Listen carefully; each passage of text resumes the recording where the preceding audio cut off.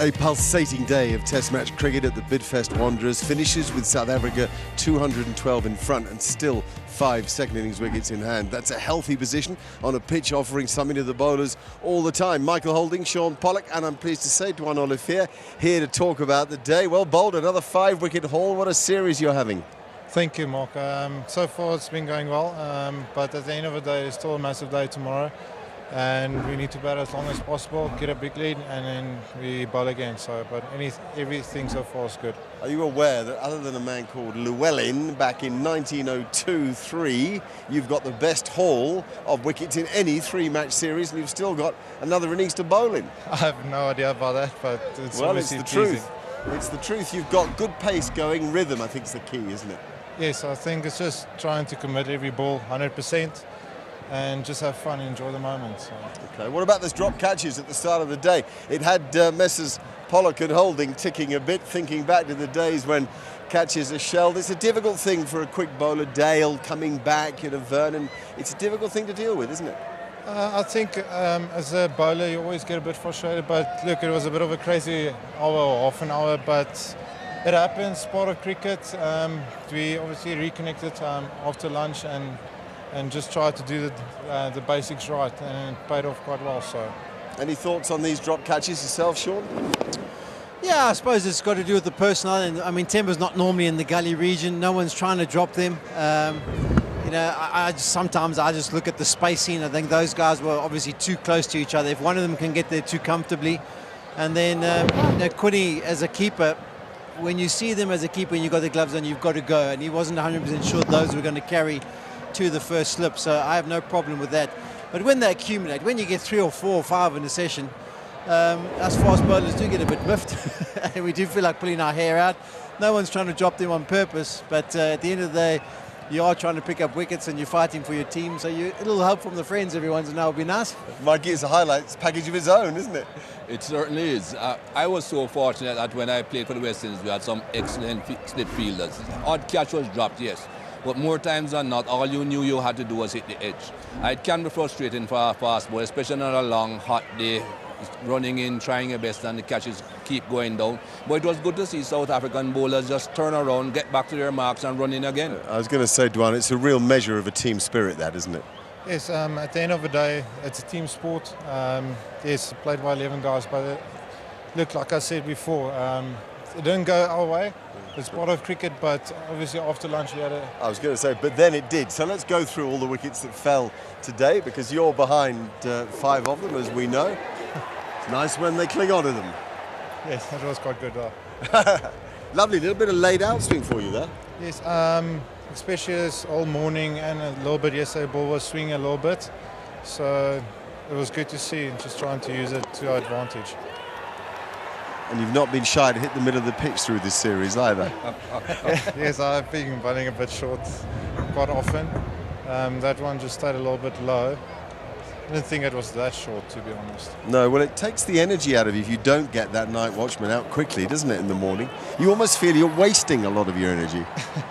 Look, I must give credit to them. Mohamed Abbas, he hang around. Obviously, a few chances went down, but look, he batted for, I think, 40 minutes before he got his wicket, so credit to him. So. And now suddenly they're hanging on to everything. Look at that. It's nice, isn't it, when they leap and catch. And what a cricketer Kagiso is, isn't he? He's world class, to be honest. He's #1 bowler in the world, so... Must be lovely for you to be in an attack with him and Dale and Vernon, 3 of the greats. Yes, as guys I look up to. When Dale just started, I was still a youngster, so, and then playing with KG and Vern, it's a massive honour and a privilege. So. What about the general position of the game and the pitch out there? It's a pitch we can't quite work out. Sometimes it seems to offer plenty to the bowler, and then sometimes it seems to go a bit sleepy and be more in favour of batsmen. I think there's enough in for the bowlers if you hit the right areas. I think there is a few cracks opening. They bowled very well this last session off in Pakistan.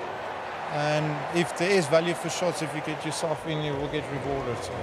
Duanne, just on a technical issue, when you were in England, you were holding a certain way to try and get the ball to swing. I noticed that you've changed the ball in your grip from time to time? Maybe looking for like the wobbly seam, or is it just on short pitch deliveries that you go for that adjustment? Because we did see that one wicket you took with a beautiful out seam with the out swinger. So it looks like you've adjusted a bit.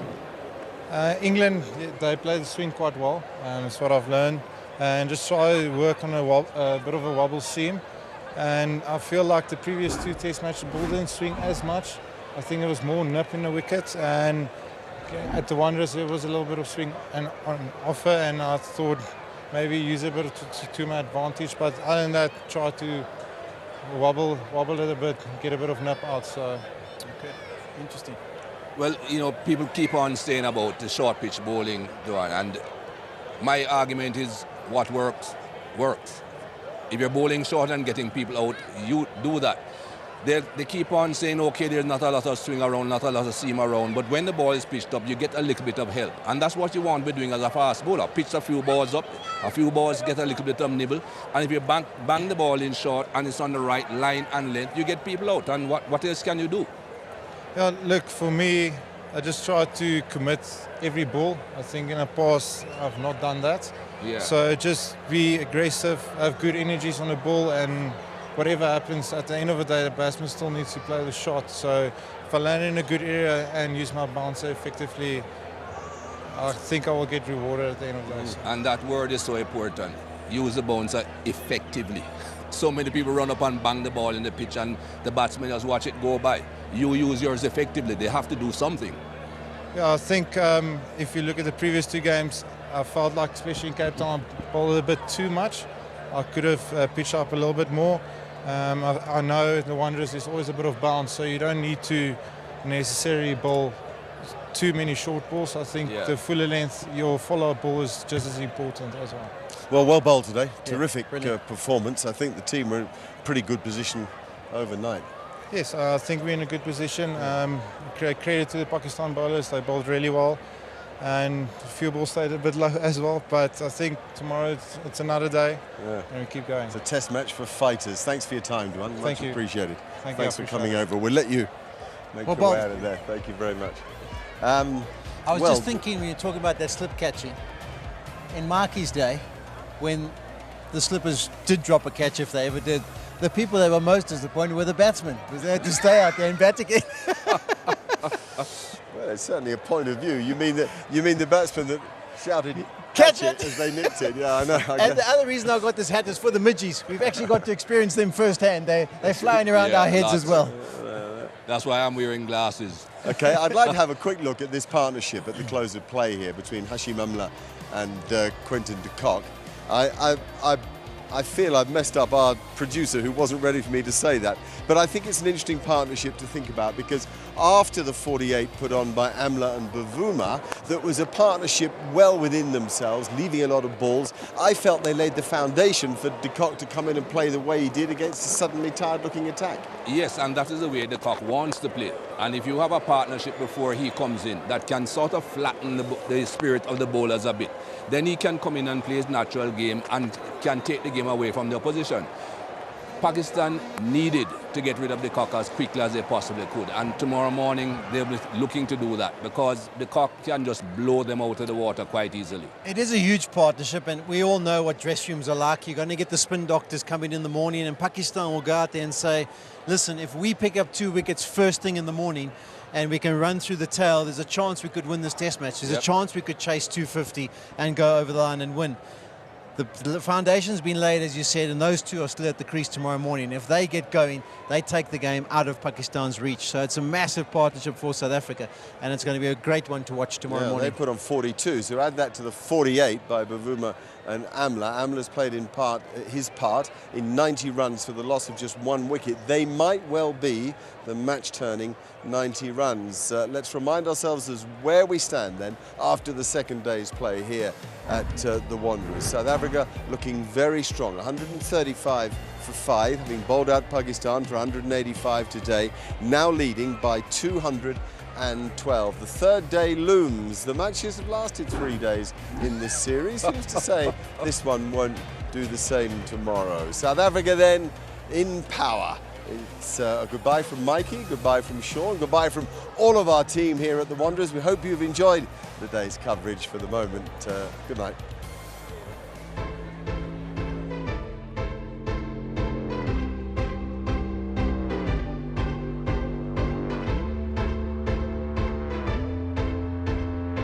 Oh, the unpredictability of the great game. The ebb, the flow, the hill, the valley. I think the drama will continue. Yeah, that's why we love cricket.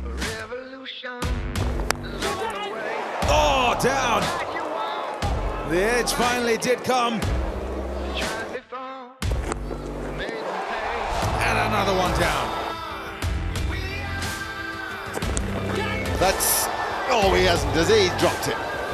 Another one has gone down. 3 this morning.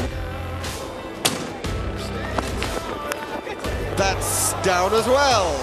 It's Fred Carno's out there. There's an edge, and there's a catch. That's more like it. It's a thriller minute at the Wanderers.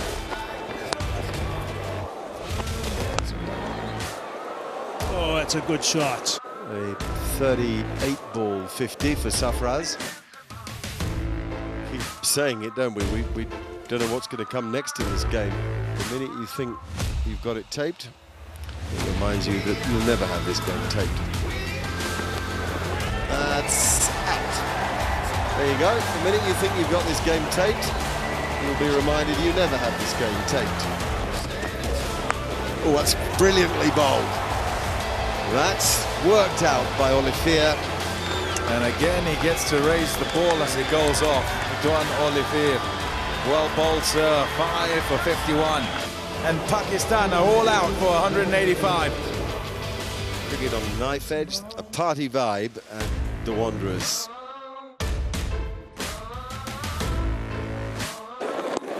That's LBW, surely keeps low, traps Hamza. Well, it's kind of breathless cricket. A pulsating day of Test match cricket at the Bidfest Wanderers finishes with South Africa 212 in front and still 5 second innings wickets in hand.